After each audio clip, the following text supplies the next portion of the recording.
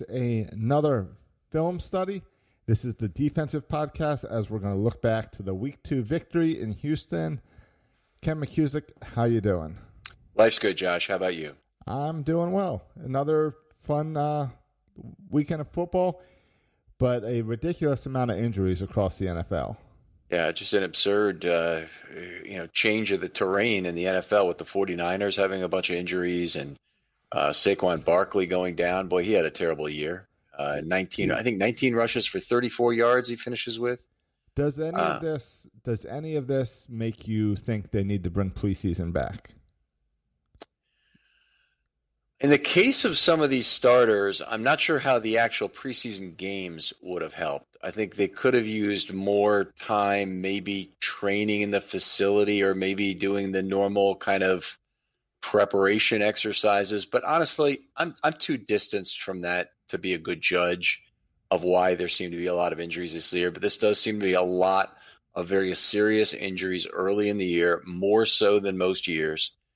And I don't know quite how to interpret it. Now, I will say this, when they do have the preseason, there's injuries that occur then. So it's not like, we've had Ravens preseasons with tons of injuries in the past.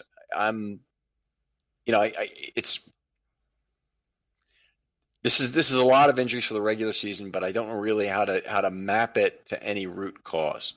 Gotcha. All right, well, I know we're going to have to talk about at least one of those injuries today on the podcast. So let's get today's guest in. Let's bring in Jason Woolbert, who's joining us. Jason, how you doing? Pretty good. I'm enjoying another 2-0 start and getting hyped up for a big showdown next week. Yeah, I mean, that's the thing is everyone's looking ahead to next week. I think even going into this weekend, we all looked ahead to next week. Jason, right, we're not looking ahead anymore, to be clear. It's the game in the immediate sight. But now it's looking forward to. Yes. Not right. All right, so we've changed ahead to forward. Jason, let's take care of your plugs right at the top and how people can follow you on Twitter and all. All right. Well, my freshly recovered Twitter handle is @25Nuggets, which is an homage to Buck Showalter and the Orioles.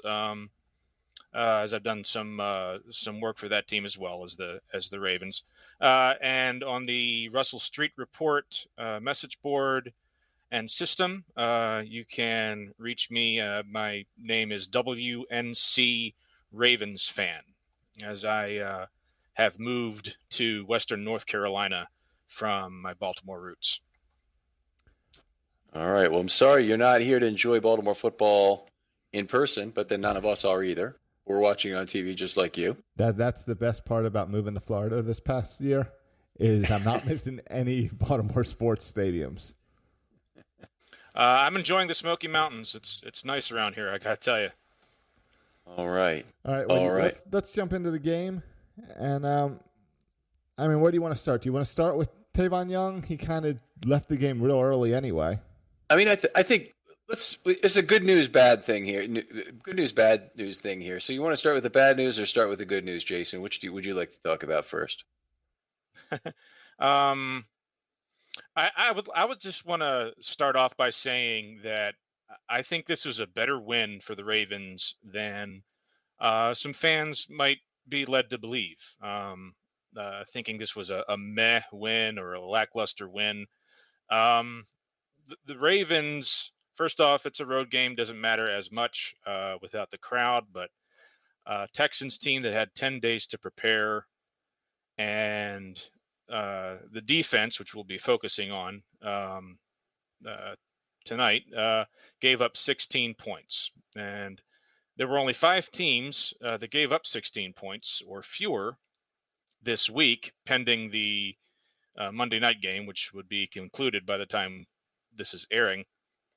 And the offenses that scored against those defenses are the Jets, the Giants minus Saquon Barkley, the Washington football team, and the Vikings, whose offense is maybe close to the Texans in firepower.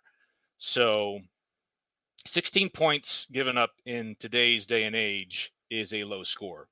And I'd agree with that. I think there's a lot of positives you can take from this game. I think there were a lot of questions answered about the defense from this game that we really didn't have a good answer to after week one. They really on offense and defense lost both sides of the ball in the trenches. And this game, I think you could say fairly that they won both sides in the trenches. I definitely think the defensive line won in the trenches, which will be gone over in a little bit more detail. And there was a heck of a lot of pressure brought in this particular game. Go ahead. Particularly in the second half, they really did a great job of manufacturing pass rush once they had the lead. Yes, and the Ravens are, I mean, most teams are built to be able to protect a lead, unless you're the Atlanta Falcons, but that's another story. The Ravens do very, very well with a lead, of course, because they can just grind the ball out on offense and pin their ears back on defense, and the run defense overall in this game in particular just shut them down. Yeah, they did that. 51 yards, 17 carries there. I thought they did a really good job over the course of the game reducing the impact of Watson's mobility. Watson certainly made some plays in the first half, got out of trouble in the pocket, made people look foolish. Even the throwaway where he avoided a sack twice on the play looked pretty incredible. But it was an incomplete pass in the end. But I thought they really did a good job of as time moved forward, impacting how his mobility affected the game. So whereas in Baltimore last year, they completely controlled it. He had a lot of trouble keeping his eyes downfield. This game, they improved as the game went on. It's really worth noting that the Ravens faced a team that has one of the best quarterbacks in football right now. And for the most part kept them spinning their wheels. There's a phrase that I like to say called a garbage completion, which is essentially when a quarterback is falling off his back foot and just hoists a ball up and a wide receiver happens to catch it. It's not anything really that the defense can do about it. It's just a fluke play. And usually, the really good defenses, they'll allow a play or two here or there, but then for the rest of the game, they don't let that compound into something that, for lack of a better term, lesser teams allow. Right. He did. I thought he was fairly accurate throwing off his back foot a lot in this game. He had some good completions that, in particular, they took advantage of the Ravens a little bit on crossing patterns in this game. But it was a lot of shallow stuff. Even at the end of the first half, when they strung together a set of completions on the drive that they went for the field goal in short order. Even that was fairly good amount of pressure, and he was making some very good throws. A lot of times you just have to tip your hat to the other athlete. It's not necessarily about your guys. Right. Yeah, and that's what I'm trying to emphasize here is that this was really a good win for the team. Like any 17-point win, even against a bad team, beating them 33-16 like this, it would still be a hell of a win. I mean, the Ravens are literally never favored by 17, so the gamblers would tell you never to expect it. Yeah, and Houston is probably, and I'll say probably, the best 0-2 team in the NFL. If they find a way to beat the Steelers, I mean, they have the worst schedule to open up with the Chiefs, the Ravens, and the Steelers. But if they find a way to beat the Steelers, they're probably going to beat the Vikings the way they look, and they'll be 2-2 just like that. And then the thick of things again. Bill O'Brien, he might be a weird GM, but he gets his team able to play,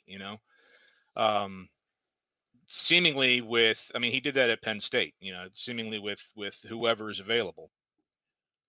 Okay, well let's move on a little bit. I think we've kind of massaged over all the things we like that are good about this, giving some people some feel good. We got to talk about the bad news, and that's Tavon, of course. Just breaks my heart. I've now passed that point in the video probably 5 times, and if not more. And every time I look at it, it's another ACL injury to a cornerback, which seems to be the Ravens every year sort of thing. It obviously happened twice to Lardarius Webb, now 3 times to Tavon. Every time it just twists you in a knot to see it happen. Sometimes it's just like that. Ladarius Webb, thankfully, was able to put together a few really good seasons before he started going down. But we've had Michael Campanaro and all of his injuries, and what can you say? It stinks. One of the things that I like about the Ravens organization is that they take care of people who have unfortunate breaks. Not to say that it's the same level at all, but from Tavon Young to a career-ending injury, like Orr, the linebacker. Yep. And you could even go all the way to the top of tragic circumstances with O.J. Brigance. So that's one of the reasons I think why people like the Ravens so much in the business, and they build up a lot of good equity, a lot of good vibes about just by doing things the right way. All right, so we have to go through the 5 stages pretty quickly, as you always do in football with Tavon, and now talk about how do the Ravens replace him. And I think, as I see it, there's 5 options, and I kind of want to go through these pretty quickly, and then let's talk about each if we can, Jason. But I think they can leave Humphrey at slot corner. They did last year. I think they still will need to find another corner of some type if they do that. But a possibility is to drop Jimmy Smith's cornerback responsibility, move him back to being a starting outside corner, which he'll be whenever they're in the nickel. And then that means somebody like Geno Stone has to be activated and brought in to play the back end, or they need to find another safety on the market, or they need to find another corner on the market. But we're going to get to those options a little later. But it really be either Nigel Warrior or Geno Stone needs to take a bigger role if you move Jimmy back to the outside. And even then, they would only have 4 cornerbacks. That is an unsafe level for a team to continue at for a regular season. Well, just saying, as far as keeping Humphrey and putting him in the slot, putting Jimmy Smith on the outside, you signed Jimmy Smith. Most teams aren't able to put a Jimmy Smith on the outside in this particular case. Last year, that's what they did, and it was for the most part successful. So that would be if it's not broke, don't fix it, in a strange, bizarro way, way to handle it. In which case, there are people that can be brought up from the practice squad or someone else's practice squad, or even a free agent. We can go over those options. Yeah. Keeping Humphrey on the outside, where presumably he does best.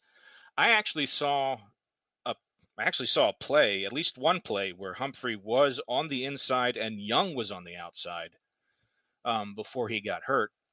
So that's a chase play. Yeah.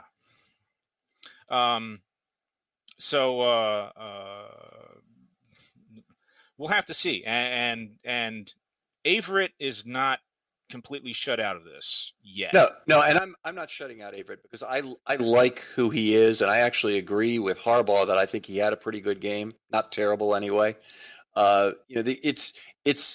There's a damning consistency to the fact that they threw 4 balls his way, all 4 got caught, and there's a little excuse for everyone in terms of the penalty, or they slipped, or this or that, or one of them was really good coverage. All true, but he's got to make a few plays in addition to that, so you'd want to see that. But he's not, he's not the only consideration here, because even if he were the 4th corner, I'd say the Ravens still need another actual corner on the roster besides Jimmy Smith and him. I mean, they lost obviously a player who's going to play most of the snaps in the slot in Tavon, and Jimmy Smith himself is probably not enough to fill those shoes, because Jimmy, I don't think you can count on him to play the. But this is really strange because we're talking about a player who just got hurt, but I didn't think you could talk about count on Jimmy to play a full season either. Yeah, I mean he's probably best having a limited number of snaps so that you can try to keep him stretched out all year. Right. But you've lost that luxury at this point. He's going to have more snaps, either at safety or at corner, as a DB. Jason, I'm going to go through these other 4 options real quickly, then we go back and talk about them. Okay, so number 2 is elevate one of the 2 practice squad cornerbacks. So Terrell Bonds and Khalil Dorsey, you mentioned them. They're 5'8" and 5'9" respectively. I don't know for a fact that both of them are thought of as exclusively slot corners, but at that height, the Ravens really have too many aircraft carrier options on the outside. So I think the fact they kept both of them actually was, they thought, an insurance policy for Tavon. And let me continue on with Go ahead. Sorry. Continue on with the rest of this.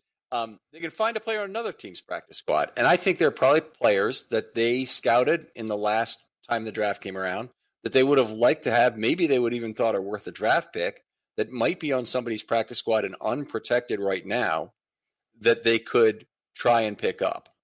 And so we don't really know how they're viewing everybody else's practice squads. We know how the claims went, but the Ravens certainly didn't have room on their roster to make a claim during the waiver period on cutdown day or after cutdown day. Mm-hmm.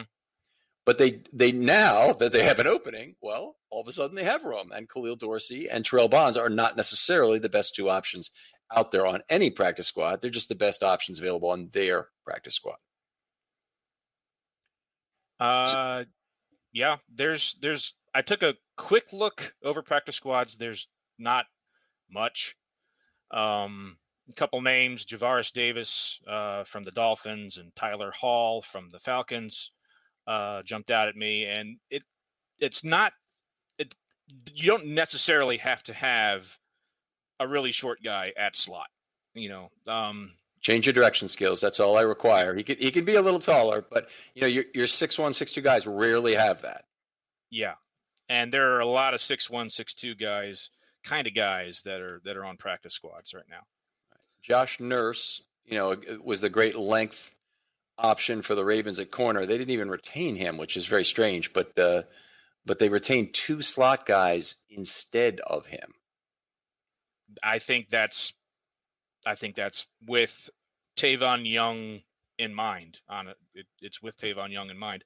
And I would note that Nigel Warrior, the safety, did play some slot at Tennessee. So he's capable. I don't know if he's the best option for that. Right. There are a fair number of those guys now around the NFL that really are safety slot guys, Tyrann Mathieu being the best of that group probably. Mm-hmm. But there are a fair number of those now. There was one in the last draft that I was thinking might be a good pickup, but I'm forgetting the name now. Might have been the Clemson guy. I'll come back to it. Okay. There's a lot of Clemson guys. Yes. So number 4 option was signing a street free agent. There are guys out there. Prince Amukamara has been a name that's come up. He's an outside corner. He's not going to move to the slot at this point. He's 31 years old. He's got that aircraft carrier size, 6'1", 204 that they'd want on the outside, but it would give them some additional depth at corner. I almost think that Amukamara might be a guy that you put in Jimmy Smith's new role at safety if you were starting the preseason now. Yeah. If you're just going to camp, you might have these 2 guys and you say, well, okay, Jimmy Smith's going to be our 4th corner and Amukamara are going to try and make a safety out of you. So anyway, they both are of similar size. I just think that Jimmy's probably been a little more fragile over the years in terms of how he's gotten through injury. You got Tramon Williams is available. Morris Claiborne's out there. Probably the name I would look at would be B.W. Webb, if I had to go that route. But it's not what I would choose. I would probably take the practice squad guy, and probably emphasize the ones that have been in camp over ones that have been in other people's camps. Right. I mean, they certainly have the advantage. If you want to go the resource route, you can trade for a player, and they're going to, whoever you get by that means they're going to probably have some sort of significant cost, whether it comes in draft capital because they're giving up a decent player who doesn't make a lot of money, or they're going to have a cap cost that you really don't want to spend because it's spending $20, $21 effectively when the dollars are going to be worth more. Yeah. And that's a possibility. But there are a lot of teams right now in the NFL that if they hadn't given up on the season, they should feel like they need to give up on the season at this point. I'm thinking Denver in particular comes to mind as a team that's decimated by injuries already. Wasn't that good to start with? The Giants, the Niners, maybe even, depending on how long Garoppolo's out. You know, that's a really scary situation, obviously, for them. But if they want to be the Patriots in terms of kind of predicting the future, trying to look at the crystal ball and say this ain't working, we got to fix it. Then they'll decide that, hey, trading a corner might not be that bad an idea. I don't know who they have that fits the description. They could be in a position to trade a left tackle to somebody. Jimmy Ward comes to mind. Now, he's a safety, right? Expensive. I think he's a safety. I think he might be able to play some slot. Okay. But he's I liked him coming out in the draft, but I think he's too expensive. So okay. I really have no idea who that might be. We're just going to have to see what EDC does. Right. So there's a whole lot. The thing I'm most encouraged about is how quickly they fixed everything about the defense in 2019. 2 new linebackers. They got, Ward picked up on the street. Then they got 2 new nose tackles. They did everything they had to fix that defense on the fly. And I'm really expecting a quick and decisive move here. I think, it does. The fact that the 4 corners they've got right now are okay is great. But I think really now with the injury, I mean, they have to take Jimmy Smith off safety duties, I would think, at this point. I don't think you can have those 4 guys, unless you have another corner you really believe in. I don't think they can have those 4 guys basically all on the field at the same time and thus risk the, losing one of them and being without. Well, I know there's a lack of comfort regarding moving Smith to corner and then not having another one, but if you rotate Smith to outside corner, you activate Geno Stone, you bring up Nigel Warrior, you'll still have Bonds and Dorsey on the practice squad, and maybe you can protect them. Yeah, I don't even know if you have to protect them, honestly. They're underwhelming unless the Ravens know something they've seen from camp. And if they do, then nobody else really knows. I mean, the amount that Bonds got on film in the 2019 preseason is negligible. And so it's basically what have they done in camp this year that people will be thinking about. The fact that the Ravens have him on their practice squad, I don't think that's enough evidence for other teams to say we got to have him. Yeah. But, yeah, every team in the NFL has a couple corners on their practice squad, pretty much. Oh, yeah, they could bring Bennett Jackson back, maybe. Yeah, I think he's active with the Jets. I think he's on their active roster. He active? I might be wrong. He might be on that practice squad. That's the Ravens AAA team.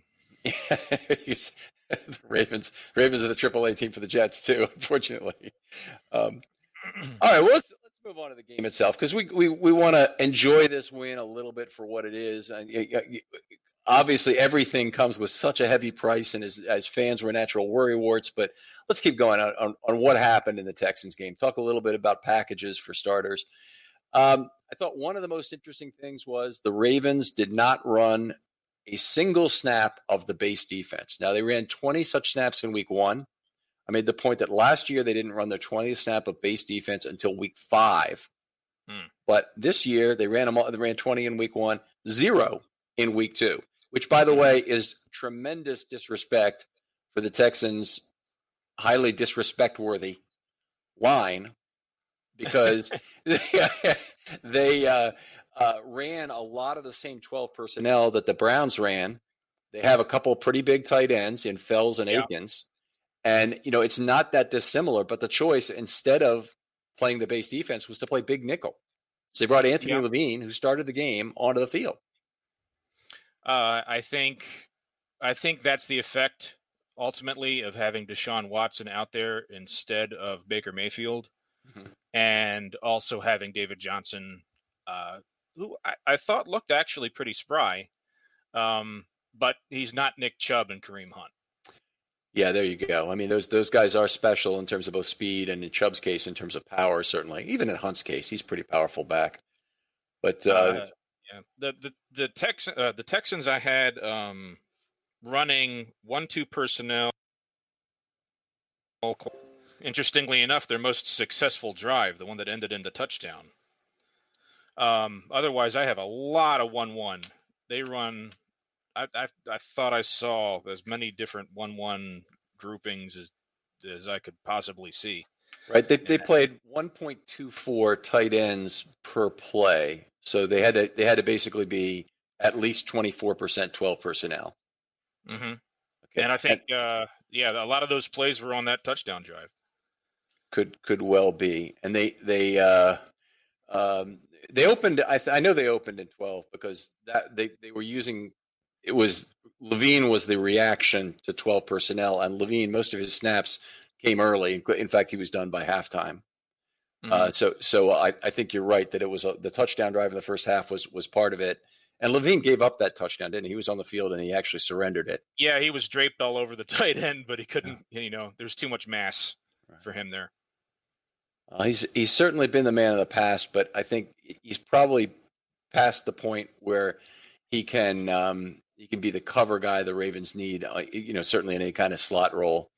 And it has not that much time has passed since that huge 2018 final drive where he had the 2 passes defensed out of 4 on the stand against Cleveland that ultimately finished with Mosley's interception.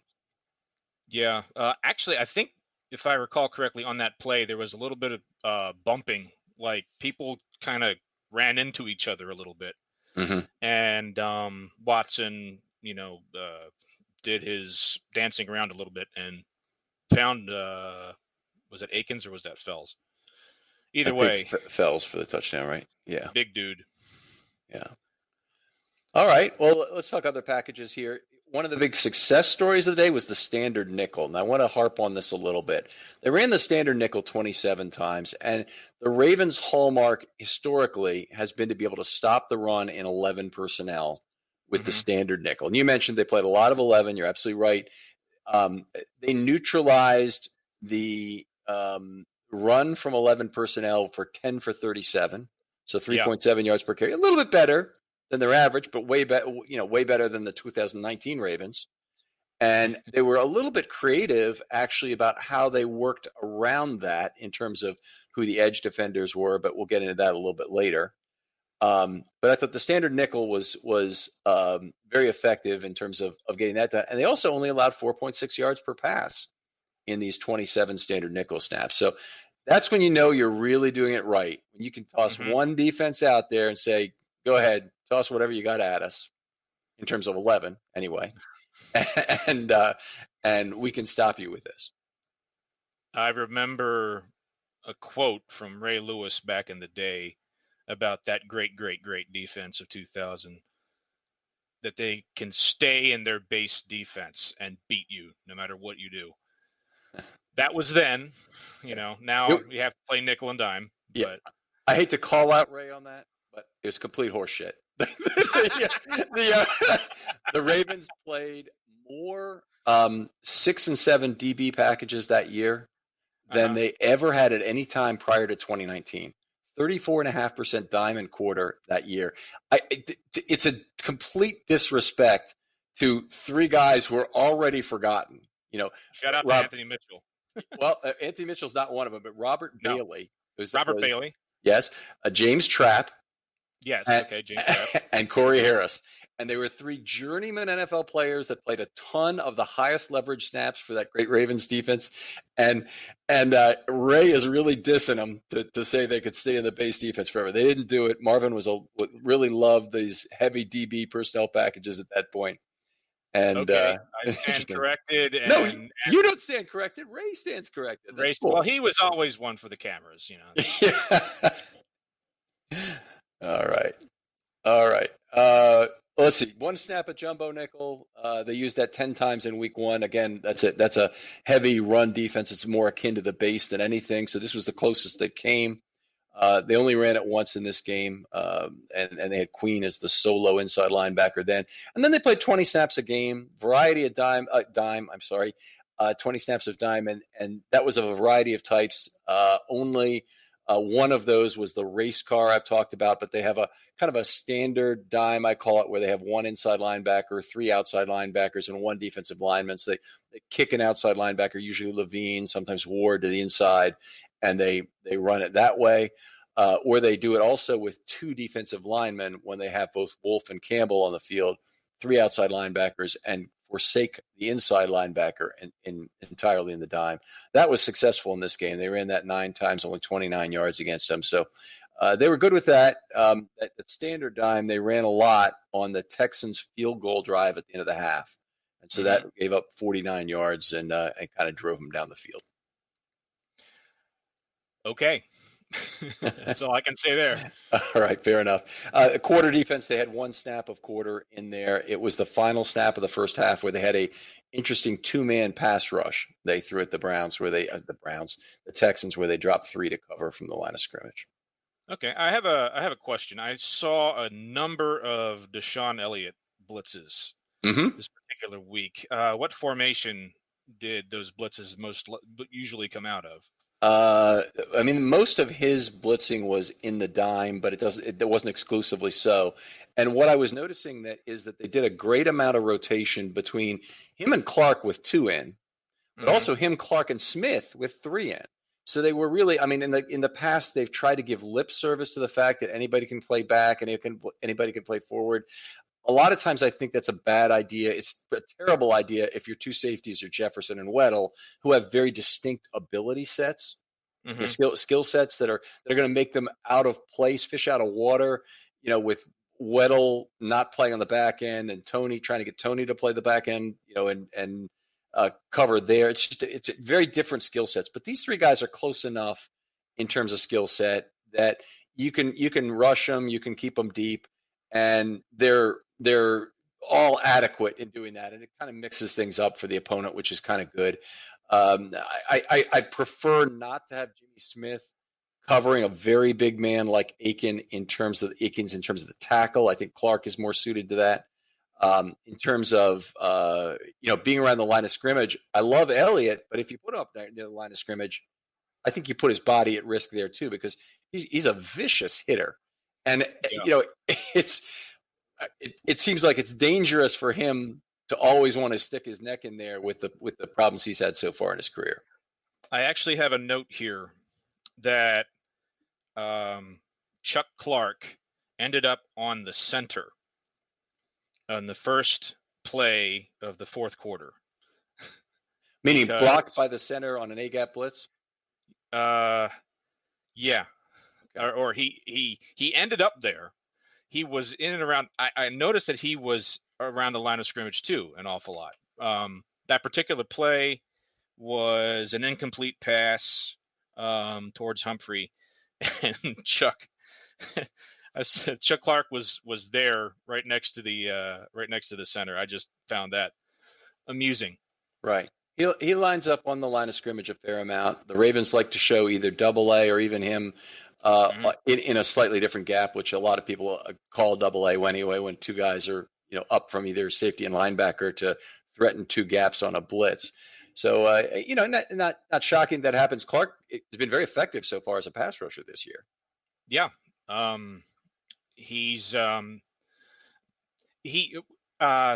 There had been some discussions about what the Ravens were going to do for a dime linebacker, and seeing as he already has the green dot and such like that, I thought Chuck Clark would be someone to fill in those shoes.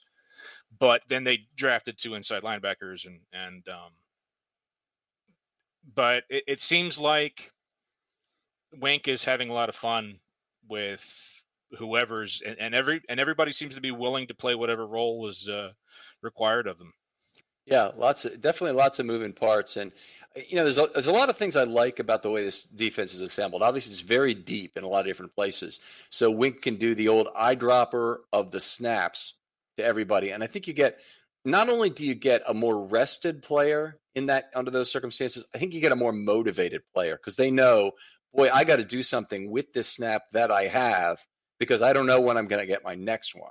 So if you're, I'll have a think about that on the defensive tackles later. Okay, sure, we can talk about that later if you want. Okay, so talk a little bit pass rush. How about that now? Mm-hmm. Okay, so we usually talk about it in terms of numbers and deception, but to lay the overall ground, Watson had ample time and space on only 9 of 39 dropbacks. That's 23% this week. Big improvement from 44% offered up to Baker Mayfield. And the Ravens did not do anything more. In fact, they probably did less in terms of deception and numbers to make that happen, which is a double hitter there. Cleveland's offensive line is better than Houston's offensive line. Absolutely. And but in addition to that, the Ravens played better up front as well in that regard. And it was up and down. Like I took when I looked over the film, I just wrote one name for each play as the person that most impressed me for that play. And it is pretty well spread out. That's a really good idea, by the way. I like that as an idea for someone to do that. Just write down the player you're most impressed by on that play and then see how many times everybody's name shows up. Right. Some of them I say none, but not very often. All right. We have a somewhat similar system when we take notes as we go through, and I talk about the players on each play that either did something or didn't do something, and then we have a column where the numbers that are included are indexed, so I can go back and I can pick out all the plays for that player. But I think that's a very good method you just invented there to do that. Talk a little bit more about the pass rush here. I do think that one difference between this week and last week was that Cleveland used more eligible receivers to block than the Texans did. The Texans don't really do a lot of that. It really showed up in the second half. The 9 of 39, the 23% was the overall ATS rate, but in the second half, it was just 3 of 19, 16% ample time and space in the second half. That's what Lamar got last week in the game by the Browns, where he's continually harried. They've got these guys. I mean, after trading Nuck, they've got these guys that are a little smaller, shifty, not necessarily the best well-known blockers to my knowledge. You know, Brandon Cooks types that need to be down the field, but the down the field throws that Deshaun Watson was looking for, he just didn't have enough time to throw those throws. And even if he did, Marcus Peters, he made a play, and I think he probably got in his head, because I was looking for Marcus Peters, and he was just nowhere to be found. And I think it's because Watson didn't want to throw his way. Yeah, he got targeted. He definitely might have gotten the fine 24 on every play treatment after the interception. That was just it was a fantastic interception. I'm sure we're going to get to that later. So let's leave that for a little bit, because I know as we bring up players, we'll definitely want to talk about that one.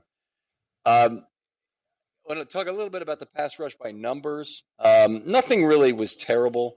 They had one 2-man rush that went for a 9-yard play at the end of the half. That's obviously not a big enough sample to worry about.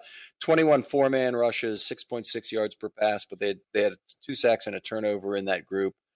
5-man rush, which is where people start to call it a blitz by numbers. Not me, I don't care, but a 5+ man rush is usually how people define it. 15 plays, 109 yards, 7.3 yards per play. Had one of the turnovers on that too. They had 2 6-man rushes that went for -3, including a sack, and no rushes of 7+. So they didn't really sell out on any. They rushed 5+, 17 times out of 39, which is lower than the Ravens have done on average. They were at 54% last week, and 17 out of 39 is obviously less than half. I didn't calculate it, but it's 40-some percent. And it was a game where they tossed less in terms of numbers at the Texans than they had the Browns the previous week. I saw a lot of linebackers in coverage this week, for better or worse. The one guy that did not show up in coverage as much this week, is more used as a pass rusher, was Judon. And I I don't know what the final number was on this, but I had a relatively limited number of drops from the line of scrimmage for Judon. Now, he can play over center where he's looking to rush through any of a number of gaps. They sometimes do that.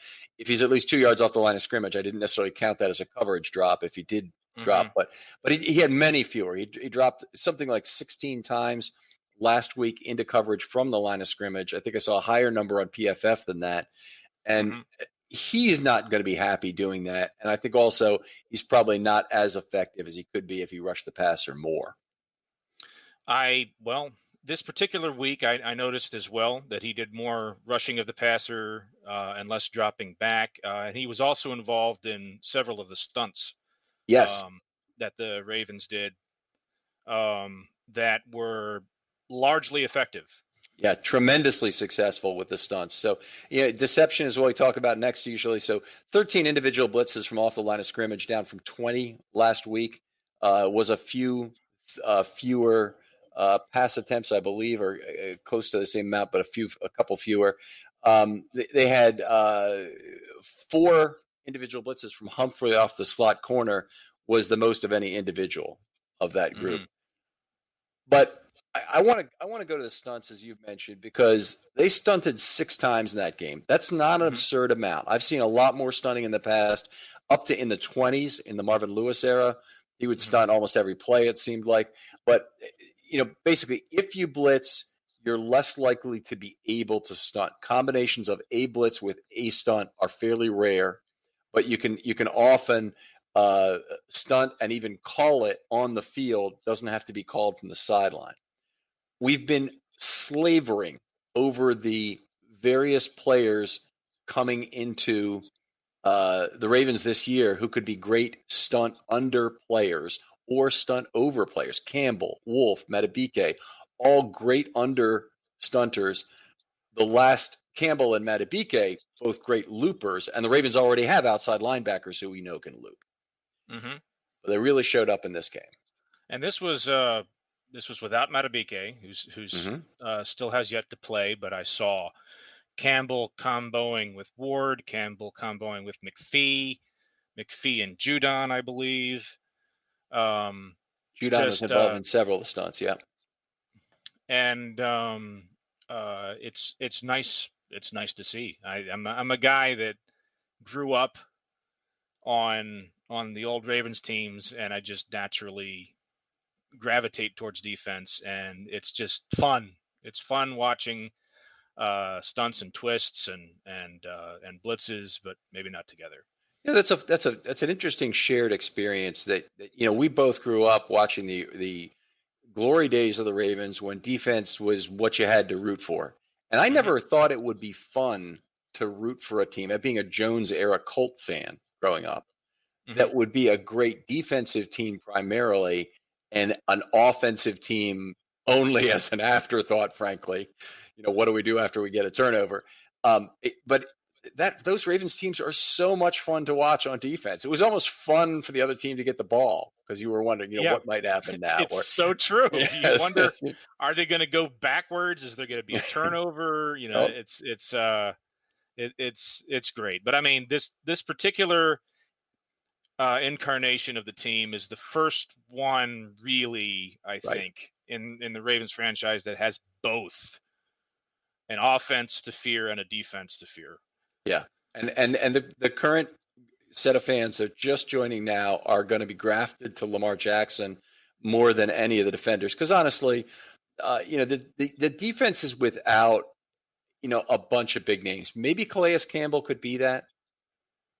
Maybe Marcus Peters could be that. Maybe Marlon Humphrey could be that. But they lack that one really great name.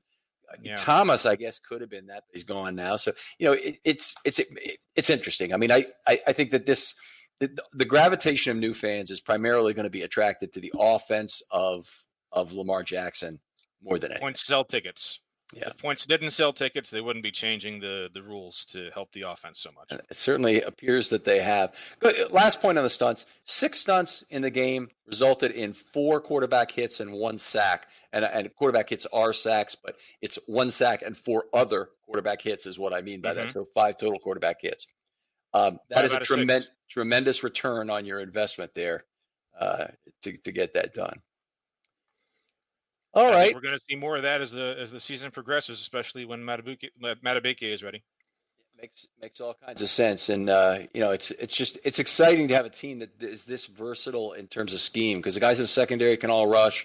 Patrick Queen is loving any chance he gets to rush, and it looks like he can really do the job. We've seen good rushing from LJ Ford, a big vicious QH in this game. It's a varied team in terms of how they can bring pressure by scheme.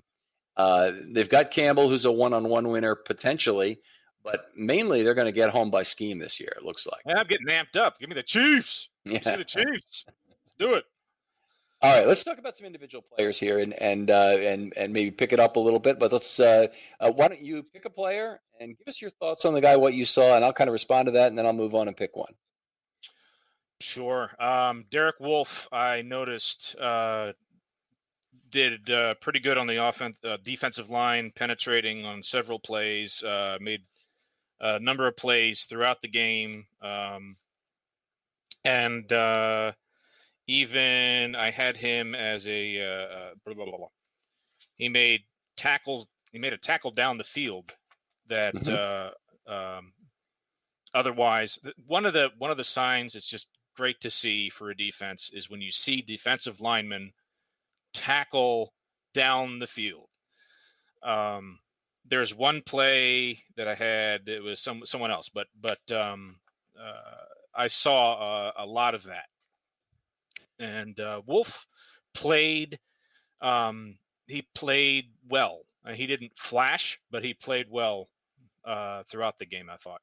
Yeah, I've liked what Wolfe's added so far. He definitely had a big under contribution in the week 1 to Queen's sack, even though it was on a blitz. It was a little bit like a stunt in the fact that he crossed Wolfe's butt to get past. And he had 29 snaps in this game. His snap total was down, but he was still second to Campbell in terms of defensive line playing time, because there were a lot fewer total defensive line snaps in this game. So I liked Wolfe a lot. I thought what he did was quite good.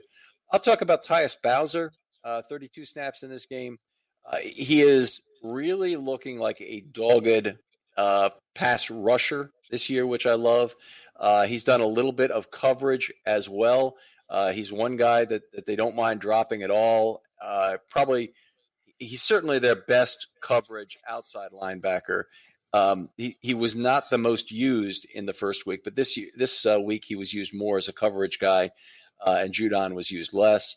They had a QH and a sack in this game. They dropped him, I have it here, 9 times from the line of scrimmage. In fact, one of the times where he had the drive-ending quarterback hit, he had actually dropped the cover, then rushed the passer after Watson broke the pocket, which to me is not a pass rusher. That's after the pass rush has been determined. But that was an interesting play. I thought Tyus is really having a great year so far as among the Raven defenders. Bowser in particular did a lot of things that I saw that were hidden accomplishments, things that won't show up in his stat sheet, but were particularly good.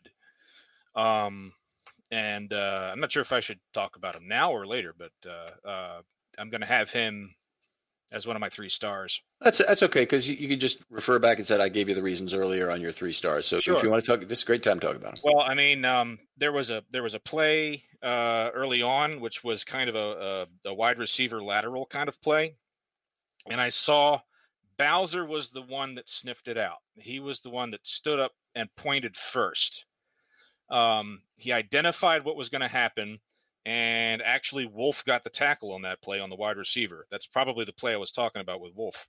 This is Fulton. Fulton taking a lateral for a number of yards here. I think that was the only. 0. Sorry, Fuller for 0 yards, which was great. And it's worth noting that Will Fuller had 0 targets as well in this game. It is indeed worth noting. Bowser also, I noticed on a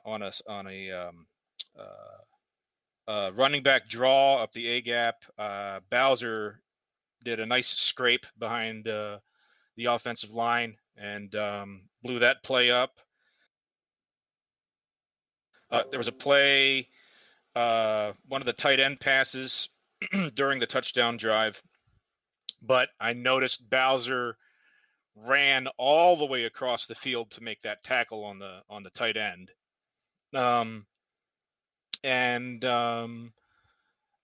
which is pretty good pursuit. And I noted a play as well where he took away Deshaun Watson's primary read to a tight end. He was covering that tight end, and he had to throw the ball instead to Johnson, who was subsequently tackled by Clark. It's often you miss that on air on the broadcast, but nine times he dropped the coverage as I counted it. He wasn't targeted in this game, so right. that's really nice.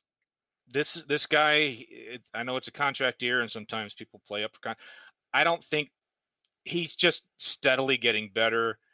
I'm really a fan of this guy. That's just my opinion. Much better draft pick than Tim Williams. I think we can agree on that. 10 times better draft pick than Tim Williams, yeah. All right. Oh, right. It's my turn. I'm sorry. I talked about Bowser all. Do you want to go again? No, please. Similar to Bowser, Judon had a good game, in my opinion, but it was we talked about him earlier a little bit. But I had him down for 4 points, like Bowser. I had Bowser with 4 points, Judon with 4 points, and Judon in his particular case was more as a pass rusher, as a disruptor. Mm-hmm. You don't always have to get the sack to affect the play.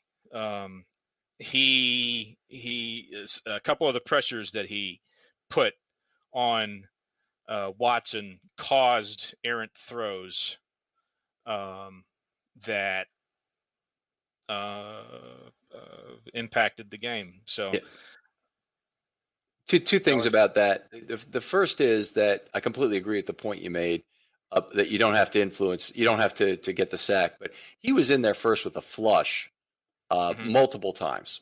And I have him for a QH and 3 pressures, but every time that he stunted 4 times. You heard they went 5 for 6 on the stunt. He contributed in each case to what eventually became a quarterback hit or sack with an initial flush of the pocket on the 3 that were not his. So I thought that was great. And you know what I thought I saw too? Judon just looked really quick to me in terms of making 2 and even 3 gap stunts. And that's really unusual for a big guy like that. But I mean, he had one where he went all the way across around the offensive left side, starting on the right. It was like a 3 gap stunt, literally. And you just do not see that. And he got there quickly. The Ravens are fortunate right now to have 2 people in Bowser and Judon that are somewhat similar, and capable of not only rushing the passer, but dropping back. It's going to be a discussion after the season. Do they keep one? Can they keep both? Probably not. And what's the price difference going to be? And are they going to go after re-signing one of them? Yeah, it's a great thing they're going to have to decide, because the 2 Sam linebackers are the real key to the scheme that Martindale has. His ability to generate pass rush by scheme is largely dependent on having 2 coverage outside linebackers on most passing downs. And he uses them regularly to drop. That gives him all sorts of flexibility in terms of the other moving parts, whether you're blitzing the slot corner, blitzing a safety, bringing an inside linebacker. All of those other options you have are largely dependent on your ability to drop someone, because you have 1 fewer option. Let's put it that way. You might be able to rush 5, but you can't rush two other guys from off the line of scrimmage without having an outside linebacker that you kind of trust to drop to cover. So the other thing is Sam linebackers, very hard to identify in college because most of them are the primary pass rushers at the places where they play. So you have very few coverage snaps to really look at. Yeah, I can see that. If you're a college star, they want you in the backfield. There you go.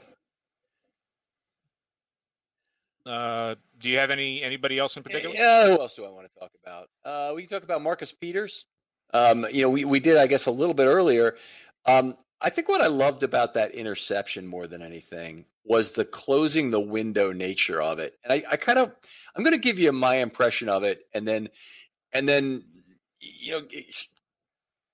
this happened all the time with Flacco, that he would say, "I didn't even see that guy." And it was all, I remember an interception in the Eagles game a few years ago, let them back into the game where they eventually missed a 2-point conversion. The Ravens won. But it's always the same thing, that when the window is closing from the opposite side, okay, the quarterback is focused on the trailing coverage to make sure he can outthrow that player and avoid the interception. So he's trying to solve that differential equation in his mind without knowing it's a differential equation by throwing with enough lead on the ball that his guy is the only one who can get there. Football and differential equations. There you go. And outfielders do the same thing, by the way. But outfielders don't have ever a competing baseball or a competing player usually come into the equation. Sometimes they have collisions with other outfielders or infielders, but that's not really what I'm talking about. Or walls. Your walls. There's another good one. There, not too much of a differential equation to solve, but yes, walls. But the player that's coming to close that window, in a sense, he's moving at a higher rate of speed because he's coming towards the closing window, and the quarterback is having to try and lead the other side of the window, and so he's multiply dangerous. So I loved it from that sense, but I loved all the other things about this interception too. I loved the fact that Peters had no problem immediately playing his read and leaving his own guy to move off to make the catch. I love the extension. I love the hands. It had everything that you'd ever want in a big-time interception right there. You want to know who the dude is on defense, the guy who can be the face, the star. It's Peters. Peter, that particular interception reminded me of something Ed Reed would do. Baiting the quarterback, being one step ahead of the quarterback on that particular play. And making an insanely athletic catch on top of that. That's not a play that was coached. It wasn't part of the design necessarily. He was just a dude that made a very special play there. Right. And all you can do is just be very glad that you have him. And why did the Rams? I don't. Whatever. I mean, they're happy with Jalen Ramsey. They are 2-0, so I guess can't complain about that. But why did they let this guy go? I mean, it's Jalen Ramsey at twice the cost of what Marcus Peters is, or maybe 1.8 times as much. But we're talking about a big difference in price between the two. And not only that, they spent 20 times as much draft capital to acquire Jalen Ramsey. So we can talk about that till the pigs come home. So it's whatever. We won't. All right. Obviously, Peters gets part of the credit for shutting down Fuller on the day. Will Fuller's had a hell of a run now, but he had 0 targets in this game, and he played only 37 snaps. And I've been talking to a friend of the Texans, or a friend who follows the Texans, Rivers McCown. He said he saw him getting treatment on the sideline, so that might have had something to do with it. Probably don't need to completely overcredit the Ravens secondary, but it's still very nice that they shut him out in this game. Essentially, the Ravens, essentially what Wink Martindale said is, my DBs are better than your wide receivers. Stop us, 2 weeks in a row, he said that same thing. And for most games, he's going to be right. Let's see. I'd like to mention one particular thing. I noticed that going from defensive backs back to the defensive line, that the Ravens rotated Williams and Jelly Ellis. Like Williams would play an entire series, and then Ellis would play an entire series. Now Williams struggled in week 1, and I think this was their answer for that. And I saw a lot of improvement. I actually have Williams down for 5 points, and I'll talk about that later. But Jelly Ellis played a nice game himself, doing what he does best, which is not really move anywhere. There you go. No problem with Ellis's game. I thought Williams was terrific in this game. So we can, as you like, talk about him later if you've got him in your MVP list. Possibly. Yeah, possibly.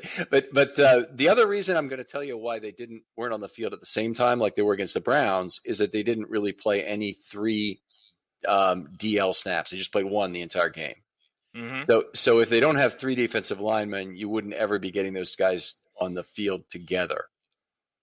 So you wouldn't ever see them in a standard nickel together. You'd have one of Campbell or Wolf and Williams, or one of Campbell or Wolf and Ellis, but you wouldn't have 2 big guys. And there were snaps where neither one of them were in the game because Campbell and Wolf can play DT.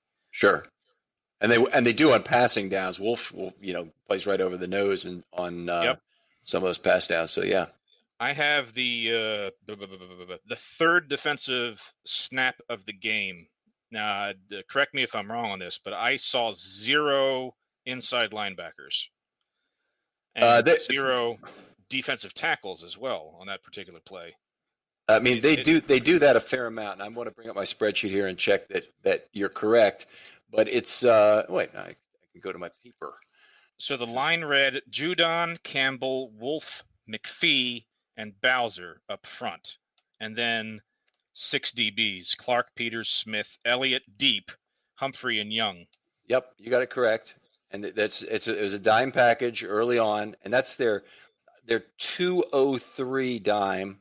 So they've got 2 down linemen, no inside linebackers, and 3 outside linebackers, and they played that I think 9 times in this game. So on that particular play was one of the plays that they sent David Johnson out wide, and Clark shadowed him on that particular play. David Johnson out wide and Clark shadowed. Okay. Yeah. That makes sense. I saw David Johnson.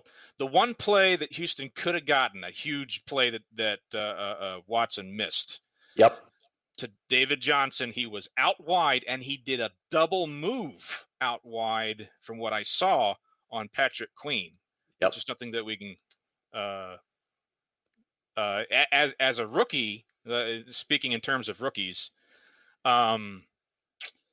Queen still has things to learn. But my gosh, is he fast? It's very nice to have that kind of speed. That the lateral pursuit is where it really shows up, because it's essentially a foot race between him and Watson a lot of the times to get to the corner. And he's right there with him. He's not losing ground to him, and that's certainly great to see. That play that went way down the sideline and really should have been thrown on the money, or would have been 6 if it had been. Let's put it that way. Yeah. Probably. It was Williams' QH that Watson was anticipating as he threw that ball that made him very uncomfortable. Yep. So he had a lot of good throws under a lot of pressure in this game. Got knocked down, I think, 11 times in the game. But 13 quarterback hits, but 2 of them were half sacks each. So it's really only 11 for folks that are into the game book real close. But anyway, I thought that play, Williams certainly impacted him in terms of the fear. Yep. Anybody else you want to mention on an individual basis, or can move ahead to our defensive MVPs where I'll probably capture some of this? Yeah, we move on to the defensive MVPs. Excuse me. All right, fair enough. Deshaun Elliott, maybe I better mention one because he's not in my group. But is Deshaun Elliott in your group? No, Okay. but it was kind of cool seeing the blitzing, and there was one play that I counted 10 people on the field, and I was like, "Where's the 11th guy?" And then eventually I figured out it was Elliott, that was just that deep on that particular play. So he really was all over the place. Yep. It definitely played plenty of single high, and he played close to the line of scrimmage, and it's a good mix of things. He did give up the 38-yard play to Cooks, which was the longest completion of the day, but he got a pressure, he got a quarterback hit, and he got a sack. Really nice to see him get in on the pass rush as effectively, really, as Clark had been in week one Hmm. at putting that together. Okay, you want to give your number 3 guy on the defensive MVP list? Number 3 guy. Well, I have one guy on each level is what I have. On the defensive line is Brandon Williams. I gave him 3 points for 3 particular run stuffs, where he was the guy that made that particular play. I gave him a point for a deflection at the line of scrimmage, and also on a pressure that was the cause of one of the sacks. Um, Right. and he could have had possibly more points than that, but I saw him. Um, he was tied for the highest score that I gave out of any defender. Okay. So that was he got the flush on Bowser's sack. He got the Hmm. initial flush on that. That was a good one. And he got the big quarterback hit that kept Johnson from getting a long completion and a possible touchdown. You mentioned the three runs, and I've got a lot of that noted in the article, and I just I was down on Brandon Williams after week one. And Yeah. he's one of the players the Ravens don't really have a replacement for. Washington is not really ready or have the size to play the nose. I don't think Ellis has the durability to play the nose for nearly as many snaps as Williams is needed for. So they need Brandon Williams to be good. And, obviously every team would be lucky to have Brandon Williams and then a couple other guys that can maybe play the nose. But the Ravens are competing for a Super Bowl here, and they really need Williams to be one of their very effective players if he's going to continue. And they've also made another commitment to him that increases the likelihood dramatically of him staying in Baltimore for next year. Yeah. I think ultimately it was a good decision what they did to rotate Williams and Ellis in this particular game. It kept Williams fresh for the whole game, and we'll have to see if they continue that moving forward. Sort of to use an NBA term, a load management situation. Yeah, Martindale is really the master of snap count. I'm gonna move on here and go to my number 3 guy, who's L.J. Fort. Fort obviously had a really nice, vicious quarterback hit. Unfortunately, it was right before a touchdown pass, but Watson wanted a flag, but it just looked like a straight forearm to the chest. Very well timed, and wasn't anything. I thought initially that, boy, wow, that's a hell of a hit, but he didn't go for the neck or anything, so that was good. And then the game is moving at the right speed for LJ Fort when in his 9th year in the league, he's played still less than a full season of defensive snaps. He's been around. He's been played for 8 organizations. I believe the Ravens are his 8th. And he was able to pick that ball up on kind of a gravy hop, but nonetheless, he didn't bobble it. He didn't lose it. And he immediately had his eyes down the field, did some evading, got to the pylon, touchdown. It's really nice to be able to put all that together in a play. Great play by Marlon to pop that ball loose, but a lot of times some of the harder parts is in the scoop and score component. Yeah, that's a skill, no doubt about it. I've seen balls squirt out of people's hands, and people kick balls and all kinds of stuff, and you're tearing your hair out as a fan. But it's a skill. What can I say? All right, who's your number? So my second guy. Yeah, well, my linebacker of the game is Bowser, and I've pretty much gone over what I saw from him. I saw a little bit of everything in this game. Very impressed with this game. Can't argue with that. Very balanced effort. I wouldn't have any objection if you said Judon either. Yeah. My number 2 guy is Marcus Peters, and I think we've been over a lot of that as well. Kind of almost seemed like he was getting the Ed Reed treatment towards the end of that game. I did have a comment on the website. Somebody said, "Great article, love your work. However, I take issue with calling Marcus Peters the greatest ball hawk of all time. That title belongs to Ed Reed." I understand it's kind of fighting words to say that in Baltimore, although I think we will adopt Peters as our own. We have a special affinity, a homegrown talent. In point of fact, when you adjust interceptions to era, Marcus Peters is number 1 and Ed Reed is number 2 all time in NFL history of interceptions per 16 games. Per Now, 16 games. Yeah, Ed Reed has finished his Hall of Fame career and is, in fact, in the Hall of Fame. And Marcus Peters is basically hitting 400 in June. So we'll see if he makes it all the way. But he certainly looks like the kind of player who's going to have, if not the greatest all-time interception rate, will have very close to it when all is said and done. That's very impressive. That's very impressive. I do know that it's harder to get interceptions this day and age, and Peters is well ahead of everybody else right now in that particular statistic.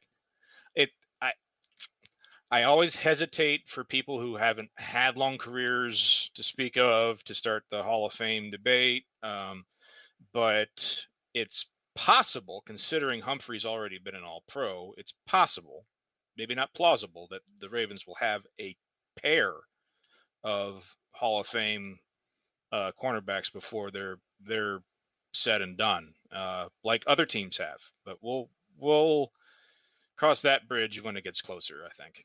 Yeah, that'd certainly be pretty cool if that were to continue. So let's see. I've named my number 2 guy. Who's your number 1 guy, or your other guy? My DB, speaking of which, is Marlon Humphrey.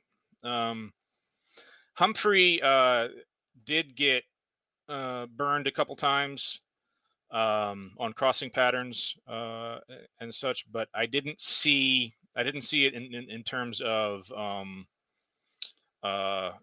really playing poorly so much as a play was designed well, and at which point, once the wide receiver caught the ball, Humphrey chased him down and tackled him. Part of playing good defense is limiting yards after catch. The Ravens did a very good job of that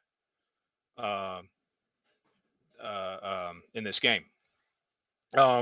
So I just want to say, other than a couple notes on him. One, I actually saw Humphrey shed an offensive guard trying to block him and tackle David Johnson for a 5-yard gain.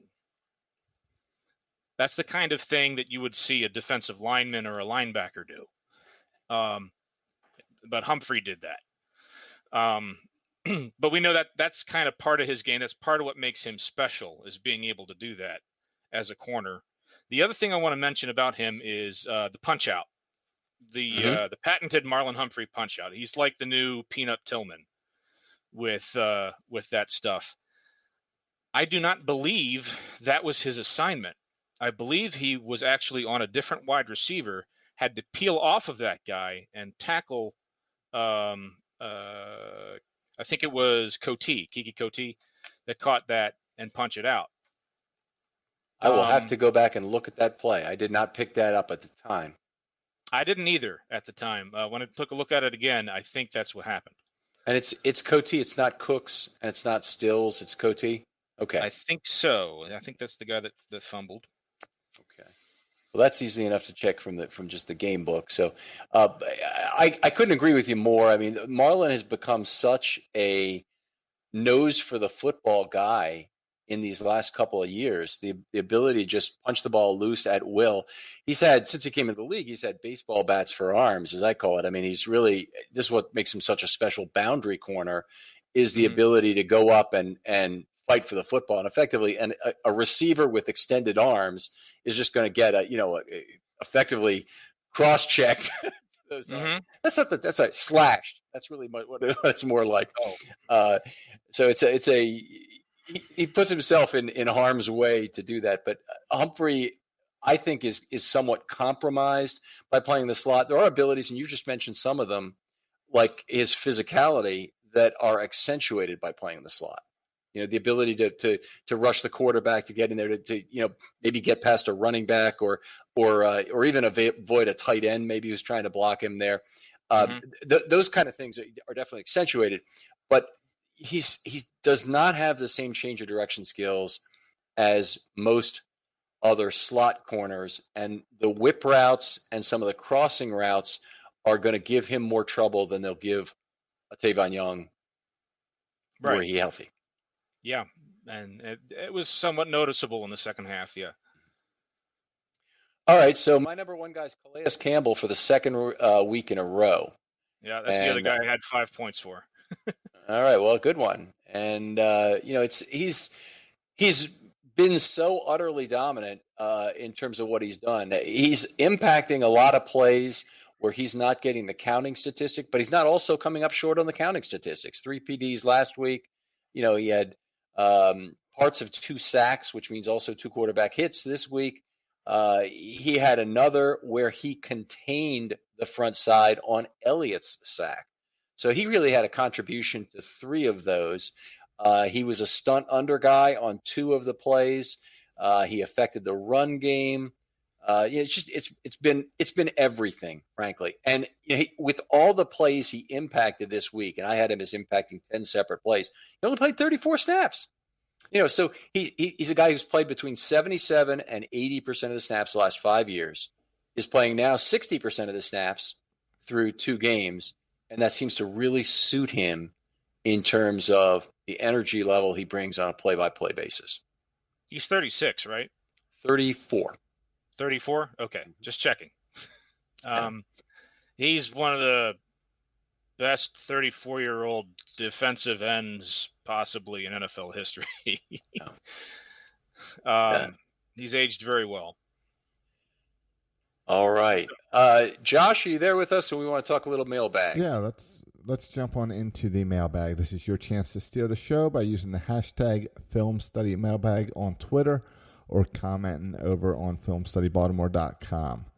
Let's go with, let's see, before we look ahead, because there's a bunch of people that want to look ahead, let's take Ravens Andrew on Twitter, who's wondering about Elliott's role and performance so far through the first 2 games versus Earl Thomas in that role. I'll start, then Jason, I'd love to hear your comments too. But he's done a little bit of everything. He certainly played the back end. They haven't thrown at him much. They threw at him once last week for 13 yards, once this week for 38. It's not like he's picking up a ton of targets, so that's similar. He's kind of similar, but better in the fact that he's even had more pass rush productivity than Thomas had basically in his whole career before he came to Baltimore, but even in the limited number of snaps that he's used as a pass rusher here. The Ravens defenders were right regarding they didn't need Earl Thomas if Elliott was going to play. So the only thing that I'm worried about is if Elliott is going to hold up for the year. Yeah, we've now mentioned probably 4 positions on this show alone, including Tavon, where the Ravens don't have any depth behind their star player. I mean, we haven't mentioned Ronnie Stanley on the show, but this has come up a lot on the other shows, as you can imagine. Obviously, at safety, they are thin, but I think good right now. Their basic 2 players are good. Their third option there, Jimmy Smith, has been good, but they really need to get him out of there, is my personal opinion, is that he needs to not be playing safety anymore. I'm thrilled to get an idea of what Geno Stone can do as a rookie. I would love to see that.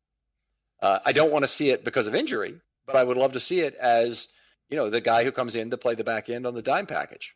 That's a great Stone, and I like Nigel Warrior too. It'd be interesting to see them if they get a chance.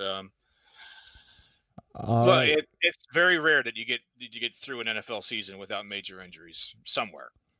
All right, and that's why Minion Hunter sends in this question where he is wondering if he limits it to the Giants, but I'm just saying anywhere, if the Ravens' depth in running back is something they can use to trade to bring in and increase some depth in corner. I personally think it will take more than that. It's not that the Giants couldn't use a player like Justice Hill, who's a young player. I just think he's been devalued a little bit by the fact that the Ravens are not using him, and that there's this traditional wisdom now in the NFL that running backs don't matter. If the Ravens are going to trade a guy, it's going to be Gus Edwards probably. So you'll have to ask yourself that question. Would you give up Gus Edwards? I mean, as good as he looked against the Texans, he might be able to actually get you something. In which case, Justice Hill will actually be able to be activated and be get a chance to see what he can do. But yeah, Hill's not going to get you much. Edwards has one more year of semi-control from the Ravens as a restricted free agent. So they'll be able to basically sign him for $3 million or a little bit less. That is not tremendously attractive, probably from the Ravens' point of view and where he falls on their depth chart right now. So they might say no to that. Now, if they do not have Ingram next year, that may change that equation. And they may say, yeah, I'd rather have Edwards at $3 million than Ingram at $5 million. It could be. I mean, the running backs right now are deep enough that they can look ahead to future years as far as what they're going to do about that. But as far as trades, really the best thing that they can do is trade some draft capital. That's what teams want the most, that are bad enough to want to trade away their guys. I'm agreeing with you that I think it'd be better to trade draft capital than cap for next year. So while I don't think it should take a lot of draft capital to get a slot corner or a slot corner who is maybe making $3 million this year. Let's say he's in the fourth year, he's an RFA, he's effectively a rental. It shouldn't cost the other side of the moon to get that guy, because next year he's not going to get you a comp pick probably, given the number of free agents that are out there. I think you should be able to get one. All right. Next up, we've got Mr. Ed, who is wondering, how does the success or fail rate of the race car package translate into next week's game against Kansas City? I let you chime in on this, but I'm just going to say they only ran one race car package this week, Ed. So they ran some in the first week. I don't have the number right sitting in front of me, but it might have been 6 or 7 times they ran it, and they ran it once this week. So I don't think it's not central enough to me that they will use that against Kansas City as the only way to go about things. I think we'll see a lot of 2 defensive linemen, 3 outside linebackers, no inside linebacker. I think we'd see that. So we'll see a different set of ways that Martindale goes about attacking Mahomes and the Chiefs' offense. Coincidentally, I think because of Clyde Edwards-Helaire, I think that the Chiefs' offensive attack is going to look somewhat similar to the Texans' offensive attack, but better. Mm-hmm. So you might end up with a lot of the same kind of deal, standard nickel against a 1-1 personnel formation. Yeah, I'd bet on that. And I'd also bet that now this may change with the personnel, but I'm just thinking about it. I'm thinking that big nickel makes a lot of sense against the 12 personnel the Chiefs can show. So that gives you a fairly strong coverage player like Clark, say, who you could toss, or Jimmy Smith that you toss on Kelsey when he splits ride and they put 2 tight ends in the game. All right, let's close I can see that. Let's close out the mailbag with this. Ravens played a mobile quarterback this weekend. Obviously, they haven't beat the Chiefs yet, or Lamar hasn't beat the Chiefs yet. Do you think they're going to pull out a lot of new plays for Monday night? I'm sure there'll be some new formations and probably a couple of trick plays from Roman that we haven't seen yet that'll be new. I'm not expecting them to play, have 6 new plays that we've never seen before and 2 new alignments or formations or packages that we've never seen before. I'd say it'd probably be less than that. It's all about mixing and matching existing scheme that we have seen to keep Mahomes feeling uncomfortable and cut down on the timing of the passing game for the Chiefs? By my experience watching games, trick plays don't tend to work against well-coached teams with good players on them. But I think we're probably going to see some fourth and whatevers gone for on both sides. It's going to be an aggressive game plan and play calling on both sides, but I don't foresee too many trick plays. All right. That's the mailbag. Like I said earlier, you can get in all your questions using the hashtag FilmStudyMailbag over on Twitter. Get your questions in today for the offensive podcast that'll be recorded tomorrow night or tonight, depending on when you're listening to this. Jason, thanks for joining us. What do you want to plug, and if you can share your Twitter handle again? Sure. I'll plug the RSR board.